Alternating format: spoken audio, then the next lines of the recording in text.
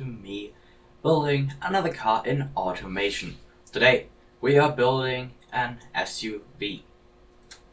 Sort of. Because the body style is called SUV, but back then in the 60s, I don't think SUVs were really a thing. I'm not sure though, but I don't think they really were. So it's more like a people mover, in a way. Even though that's more like, I think people mover is more like a bus, or rather a van with a bunch of windows and then it moves people. I don't know. Look, I'm just talking bullshit here. Point is, we're building another car of the Piston brand, and they build these kind of SUV-like things. I've already picked the body, which is this one. And yeah, let's just select the materials here, as that should not be too hard. That's actually fairly square. Let's try longitudinal and then have them be called front and rear. Great. Then let's move on to the engine. The original piston had a Boxer 4, I believe, or a Boxer 6. I think it was Boxer 4. I'm gonna go with a 4-cylinder inline engine. I'm gonna make it pushrod. I don't entirely know why, but I feel like doing this. I'm also going to give it 4x4, because of course, and I'm going to give it like a giant engine, because I feel like it. That's really all I can say. I'm really not sure if I want to make it all-wheel drive or 4x4, or rear-wheel drive or 4x4. I think we're actually going to make it rear-wheel drive later on, because 4x4 I'm going to save that for the pickup truck. Then let me just design this engine, and afterwards I'm gonna run you through it. Alright, so here's the engine. I have changed it down to 4.5 liters, but that's just in the family capacity, because in the variant capacity it's only 4 liters. Because I have to do that and also do these things in order to have it actually rev high enough to actually get through to that power band. A compression of 7.9 to 1, a camber profile of 15, space lift is at 53. A 4-barrel single carb standard low. Fuel type is regular, 92 RON, but tuned down to 90 RON. 13 fuel mixture, 56 ignition timing for 1000 RPM limit, and a 36.5mm exhaust, which is apparently 2.5. I think that's in inches then, 2.5 inches. House lock headers. I don't feel like adding too much more power, because it already makes 161.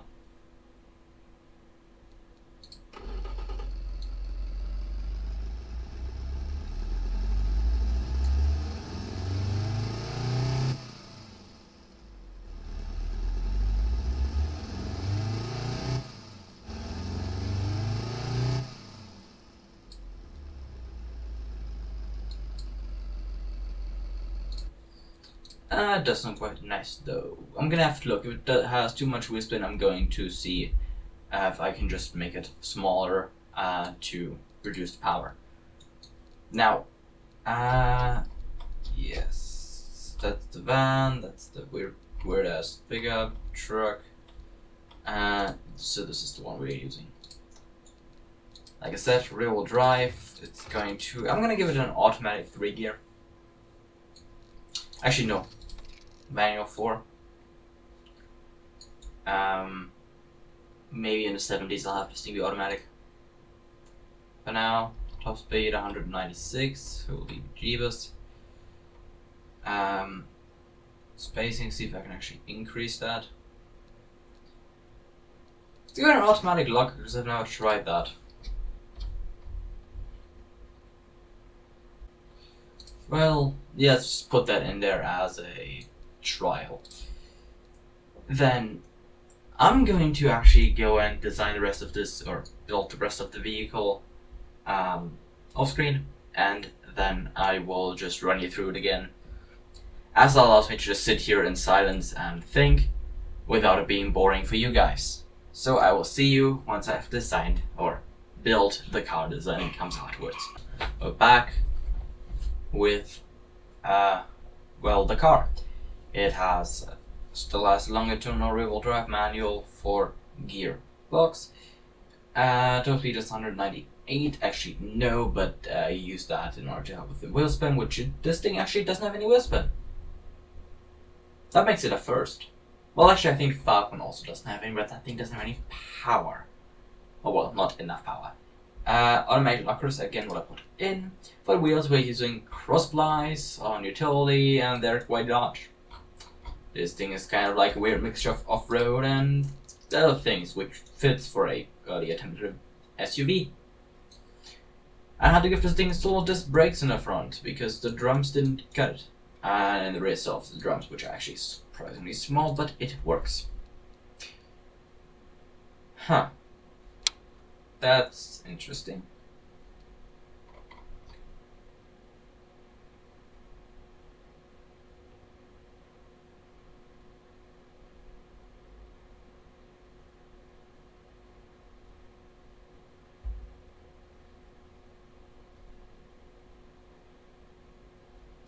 Right, and then I just...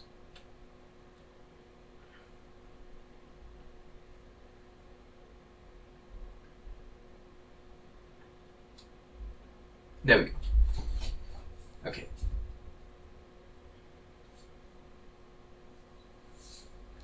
I thought I'd set this up correctly. Anyways, we have our down foot, which doesn't have any. I'm not going to get any. Let's actually do this, which should help a bit more.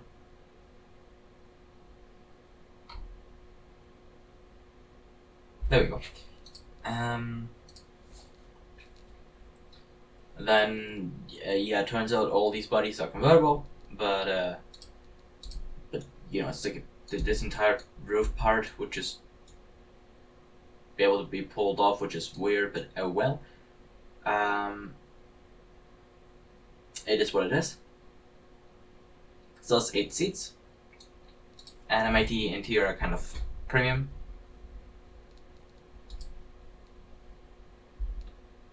Then it has hydraulic power steering,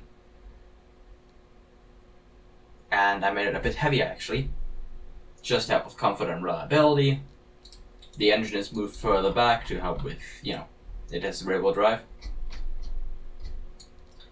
And the suspension is tuned in a utility way with a good mix between comfort and drivability. It's also the lowest it can be because, you know, coil springs. Great. Then I'm gonna take a look here because I think I can do this now without wheel spin issues. Yes, I can. And yeah, there we go. Now I'm going to design the vehicle, and I will see you after the amazing cool cinematic thingy.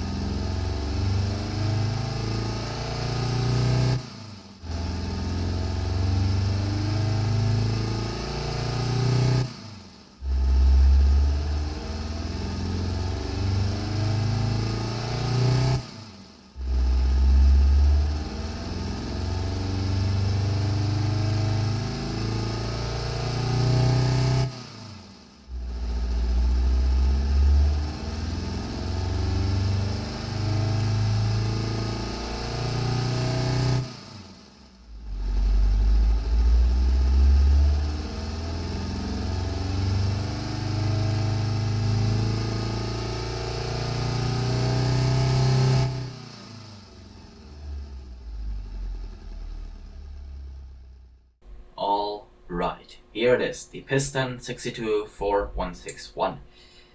Yeah, I just put some numbers in there, though they're, you know, 62 is the year, 4 is the number of pistons, and 161 is the horsepowers.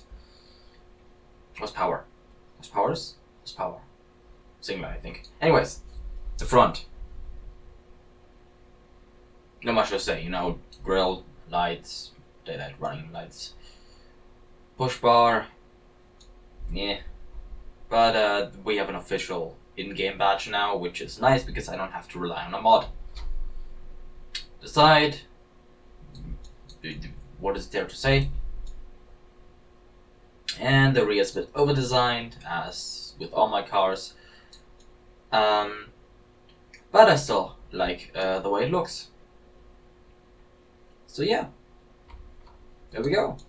A new piston. I'm going to export this to BeamNG now. And yeah, I will see you in BeamNG Drive. And here we are in BeamNG Drive, with on the left the new piston and on the right the old piston. You can still tell that they're from the same brand, I think. Obviously, a lot of things have changed with our body, but I am quite proud. I have sadly come to realize that this is just a flat 2D image. I don't know why they did it like that, but I'm gonna have to replace it somehow. Anyways, I think I did fairly well in building a new piston. And yeah, let's do what we always do. Fire up the old car, take it for a short spin, and then change to the new car and do all the usual stuff.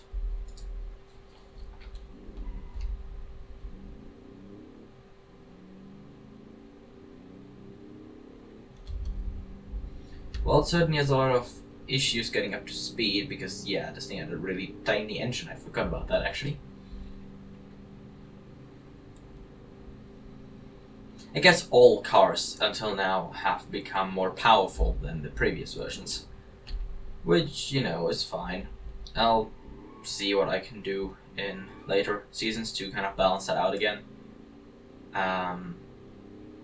Perhaps just actually looking up cars and how much power they had during that time, and then, you know, setting limits perhaps for certain for all the brands that I'm not allowed to go over.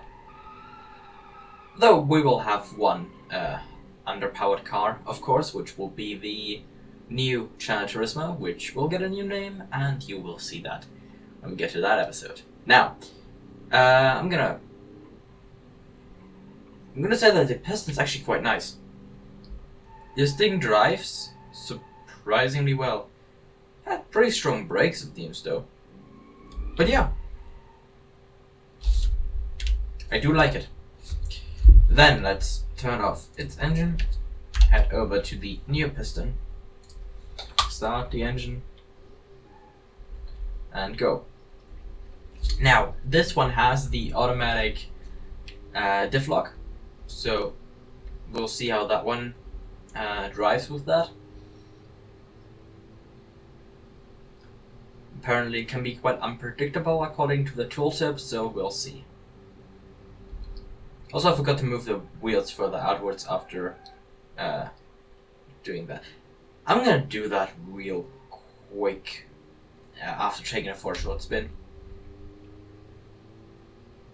And then I'm gonna fix that in automation for the actual AutoGames. Okay, I think that was the diff locking. That sent a jolt through the vehicle. But other than that, yeah, that's the diff locked. And I think it's unlocked now. Yeah, that's gonna be weird to get used to, but I'm gonna keep it like that. Especially because it helps wheel spin. Sort of. Anyways, yeah. Let me just quickly fix the wheels, and then we'll be right back.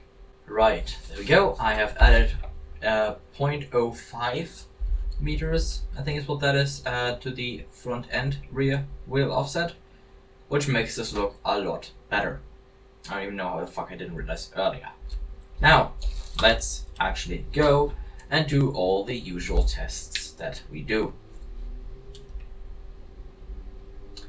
Which means this is essentially our acceleration test here. And it's doing quite well. It also sounds quite nice. Or, yeah, it does sound quite nice. I guess everything that doesn't sound shit sounds quite nice to me. Okay, that's the diff.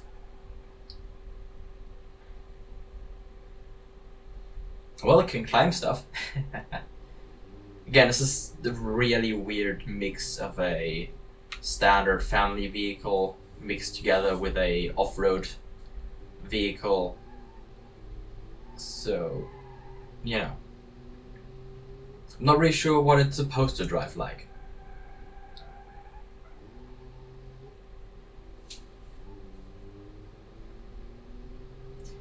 Anyways, let's do the jump that we always do.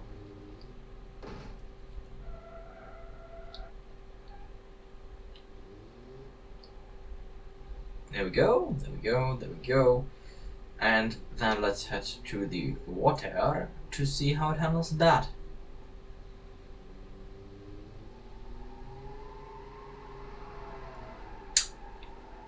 It doesn't.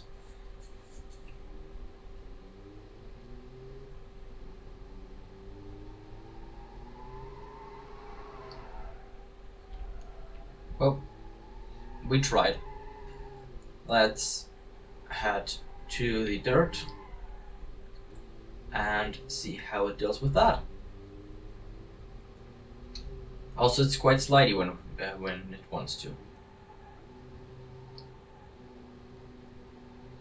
But it also controls quite well if you don't, go all out, which a car probably should do, drive quite well. That's kind of the entire point. Anyways, let's go see how it is with the gravel circuit.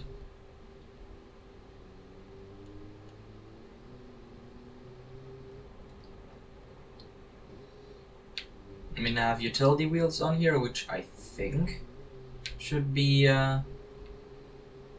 fairly... Oh. Shit. Which I thought would have good enough grip on a gravel-like surface, but I guess they don't. I actually didn't look at them. I thought, yep, utility, it's not too off-roady, not too good, so I thought this would be a nice medium, but apparently not.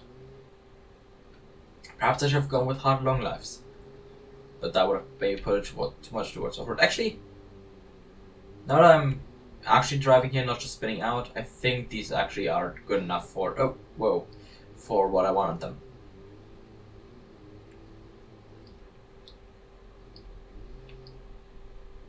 There we go. Yeah, no, this drives quite well on the off-road, or on the gravel circuit, because the off-road circuit is after this. So yeah, drives quite well on gravel. Fairly controllable. Now let's head to the actual off-road circuit.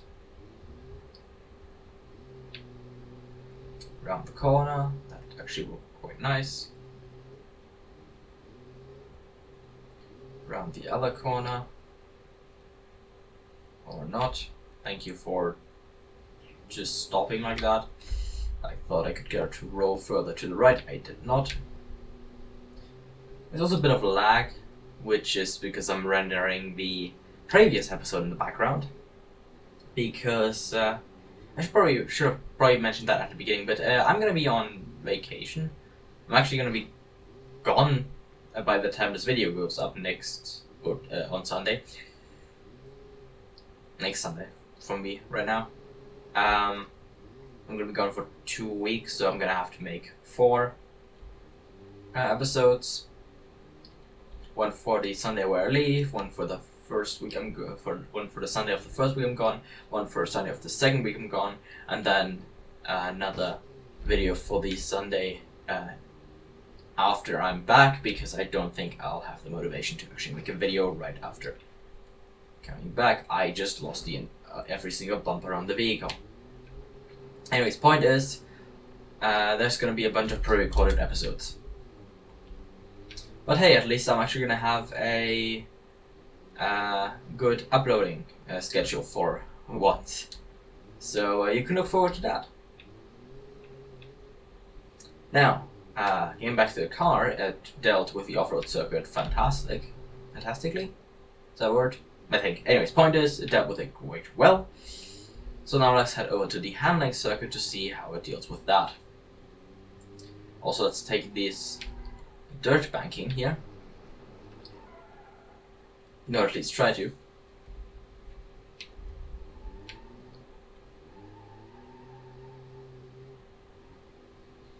Now let's go.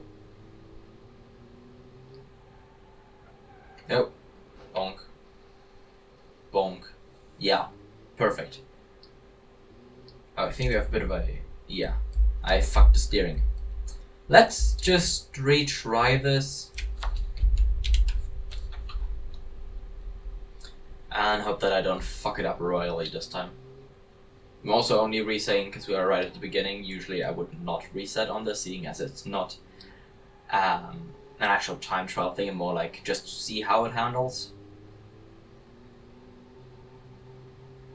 Which is obviously there to help me with the actual time trial later on.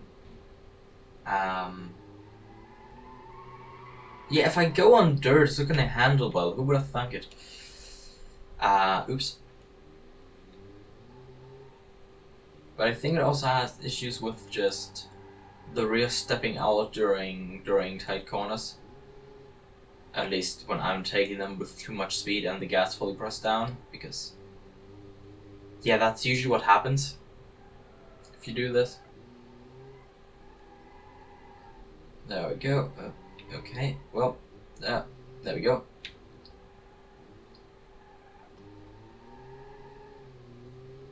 It's weird to have the diff automatically lock and unlock. It causes some weird driving dynamics.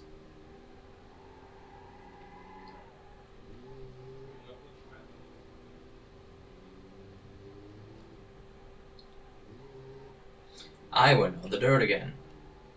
But the vehicle doesn't care. Yay. Should I hit the brakes for that corner?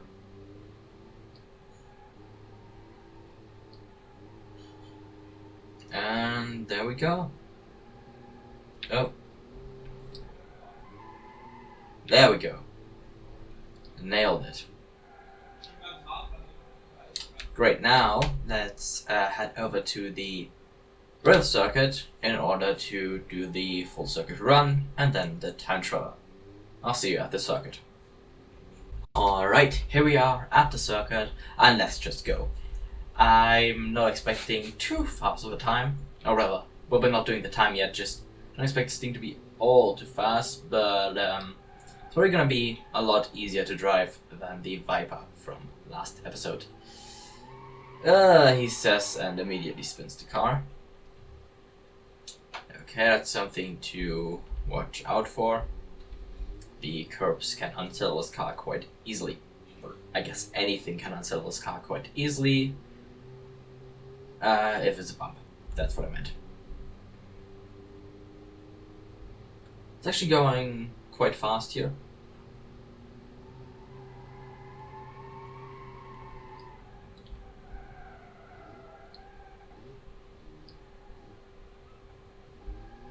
Nope. Okay. Yeah, the suspension is quite soft. Which is obviously great for any kind of off-roading and comfort, but it's not the best for taking tight corners. Oh, there we go. Yep. Gonna have to look out for that on the time trial. I have a bad feeling I'm gonna take like 3 tries. Perhaps more. Now, let's go down the...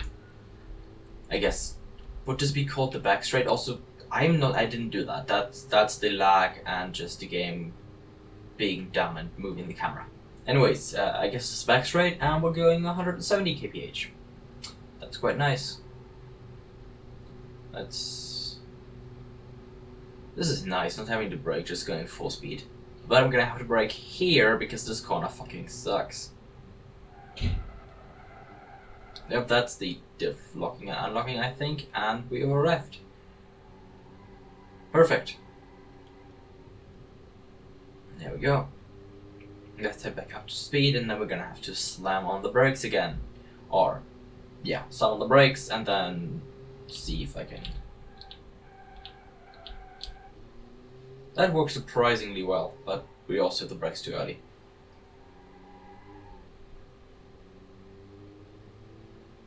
Anyways, let's keep going. Don't want to go on the dirt, just want to go close to the dirt. Once again, hit the brakes. But not too much, I don't want to unsettle the car completely, even though I still did. Okay, that's... So the rear is somewhat slidey on tighter turns with roll, as you would expect from a rear-wheel drive car. But other than that, I'd say this thing drives quite nicely. I don't want to go into the dirt. I'm also gonna have to look out on sharp corners, if there's any elevation thingies. Elevation thingies, yes. The point is I'm gonna need to watch out, because the car can somewhat easily roll. Now, there we go. There we have our first trial run around the full circuit. Let's do the time trial. Alright, here we are on the short circuit. Now, I am not expecting this thing to break any of the records we have. I'm hoping it gets a roughly similar time to the Falcon. There you go. I keep forgetting the name. Anyways, let's just get started.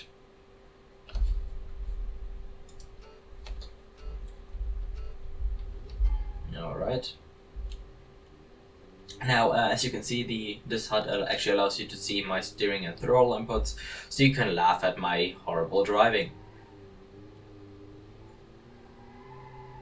Oh. But yeah, I'm gonna see if I can drive this thing semi-well, just to actually get a good time out of this. But it's certainly easier to drive than the monstrosities that I've built beforehand, especially the Viper.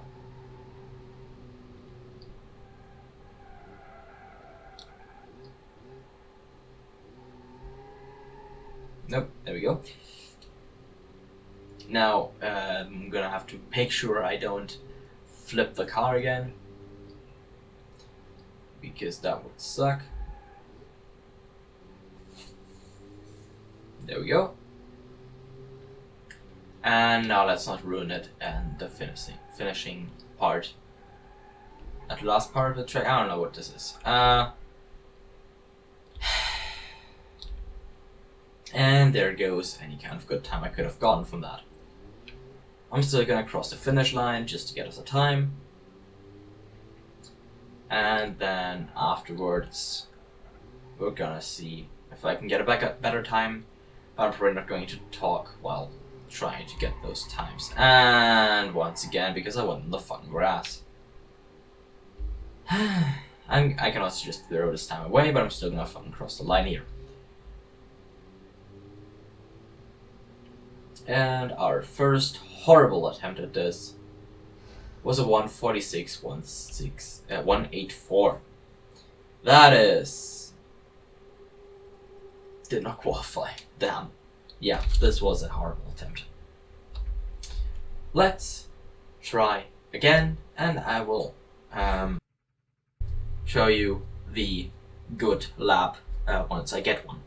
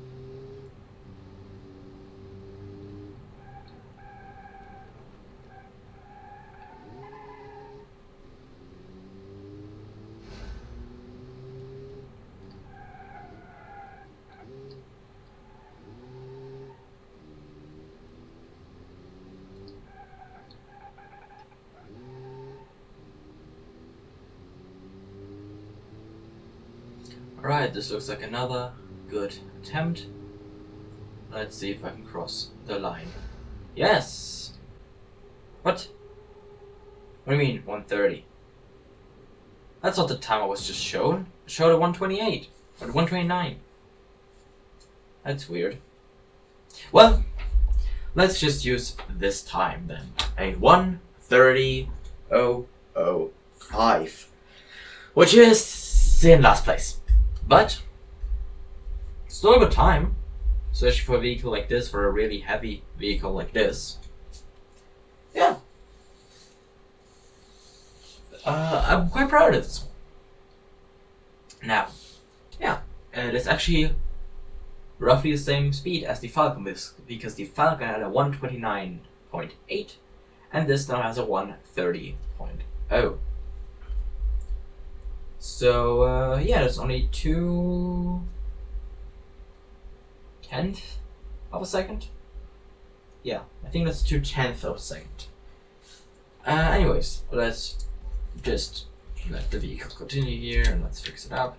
And all in all, I'm quite proud of this new piston.